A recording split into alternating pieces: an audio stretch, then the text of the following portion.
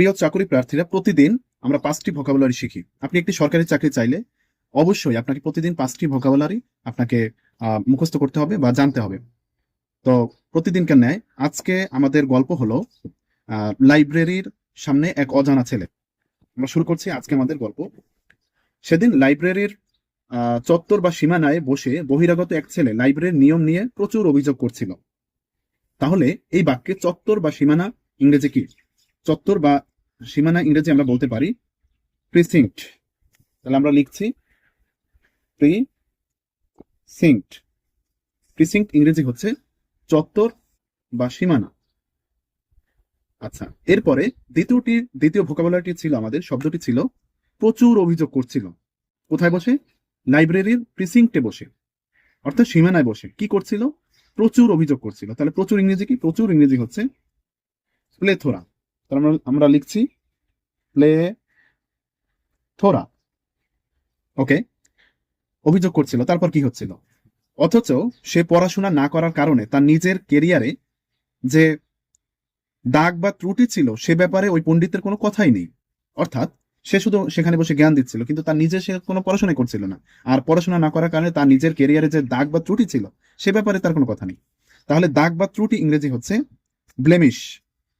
তাহলে আমরা লিখছি ব্লেমিশ। ব্লেমিশ ইংরেজি হলো দাগ বা ত্রুটি। ওকে, 4 নম্বরে ভোকাবুলারিটি হলো, পরের লাইনে আমরা যাই। সে ব্যাপারে ওই পণ্ডিতের কোনো কথা নেই। এরপরে হলো হুদাই একটু ভাব নিচ্ছিল আর কি। ওই লাইব্রেরির চত্বরে বসে একটু নিজে পণ্ডিতগিরি কথাবার্তা বলছিল আর একটু ভাব নিচ্ছিল। প্রথমে তার কথার ভঙ্গি সোজা সাপটা বা প্রকাশ্য মনে হলেও পরে জানলাম সে এই বিশ্ববিদ্যালয়ের শিক্ষার্থী নয়। তাহলে সোজা সাপটা বা প্রকাশ্য এর ইংরেজি হলো ওভার্ট।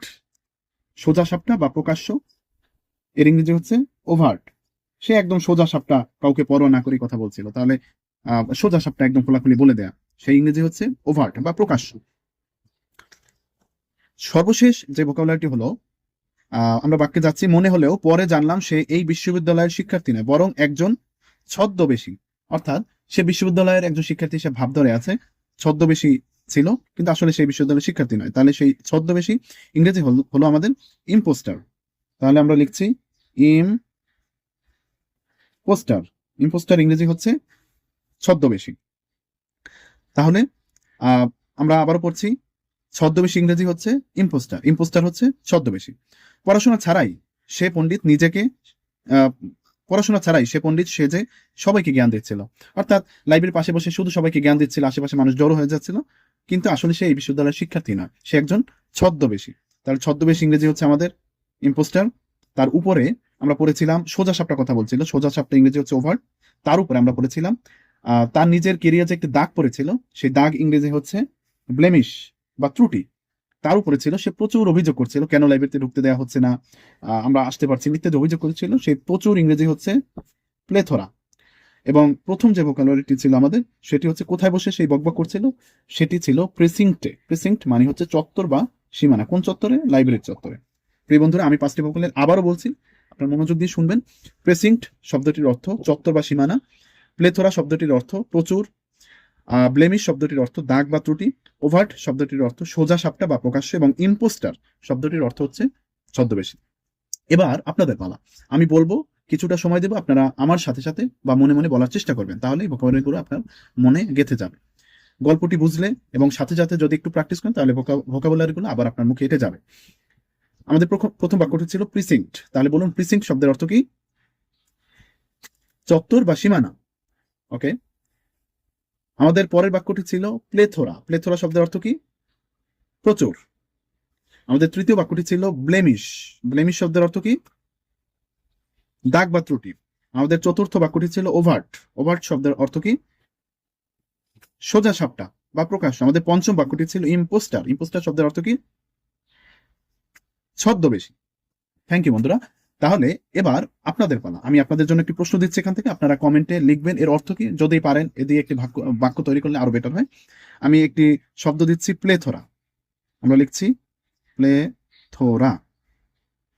আপনাদের জন্য প্রশ্ন, এই প্লেথোরা শব্দটির অর্থ কি? আপনারা কমেন্টে উত্তর দেবেন। সবাইকে ধন্যবাদ। প্রতিদিন 5টি ভোকাবুলারি শিখুন। আশা করছি ভোকাবুলারি নিয়ে, ইংরেজি নিয়ে আপনার কোনো ভীতি থাকবে না। আগামী 1.5 মাস পরে, 1 মাস পরে আপনাদের 150টি ভোকাবুলারি হয়ে যাবে। 3 মাস পরে আপনাদের প্রায় 500টি ভোকাবুলারির মতো হয়ে যাবে। 1 বছর শেষে আপনি নিজে হিসাব করুন কতগুলো ভোকাবুলারি আপনার জানা হয়ে যাবে। একটি বিসিএস এ টিকতে চাইলে, ব্যাংকে টিকতে চাইলে অবশ্যই এই ভোকাবুলারিগুলো আপনার জানতে হবে। অযথা ফেসবুক না চালিয়ে এই ভোকাবুলারি গুলো আপনি ভিডিও দেখুন। 3 থেকে 4 মিনিটের ভোকাবুলারি একটি ভিডিও দেখা খুব বেশি কঠিন কিছু না। ভোকাবুলারি গুলো মুখস্থ হয়ে যাবে। যদি চান তাহলে আরো নোট করতে পারেন, তাহলে নোট করলে আপনার মনে আরো গেঁথে যাবে। এবং এই ভোকাবুলারি গুলো একদম পরীক্ষায় বিগত সালে আসা, সেগুলোই আমরা তুলে ধরেছি এখানে। তো সবার জন্য শুভকামনা। আমরা বিশ্বাস করি আমাদের পেজের প্রত্যেকটি শিক্ষার্থীর সঠিক গাইডলাইন এবং সঠিক পরিশ্রমে, কঠোর পরিশ্রমের মাধ্যমে চাকরি হবেই। এই কারণেই আমাদের পেজের নাম চাকরি হবেই। এই নামটি হচ্ছে প্রত্যেকটি শিক্ষার্থীর একটি আত্মবিশ্বাসের মূল জায়গা। সবাইকে অসংখ্য অসংখ্য ধন্যবাদ। হ্যাপি রিডিং, ভালো থাকবেন।